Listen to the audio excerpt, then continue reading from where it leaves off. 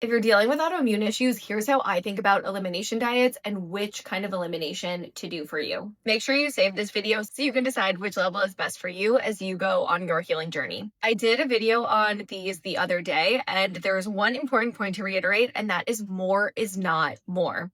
Just because you do a higher level elimination doesn't mean you're going to see more healing or even that that's the right one for you. So here's who each of these levels is best for so you can try to figure out which one is best for you. Level 1 is gluten-free and dairy-free, and this is for people who, if you saw a lot of improvement just balancing your plates and eating whole foods, this might be enough to just do gluten-free and dairy-free.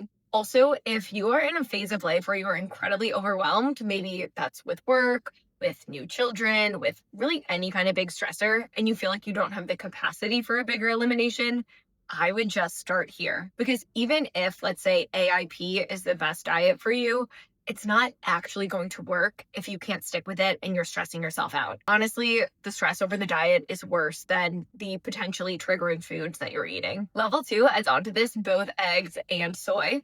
And that's because eggs and soy are your next most common immune triggers. I typically use this if somebody has a lot of skin issues like hives or eczema. And this is where you could also consider limiting histamine if histamines are an issue for you.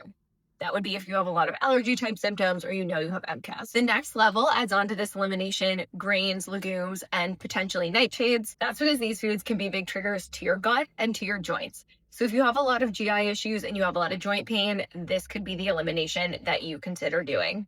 Of course, this is if gluten-free and dairy-free or any of the lower levels is not enough for you. Last but not least, we get AIP. I've said this before, but I really only use AIP in maybe 20% of my clients. One, because it's very hard to adhere to, and two, because most people don't actually need to be that strict. I really only use this if somebody feels like they are reacting to every single food, or they know that a lot of the common foods excluded on AIP are their triggers.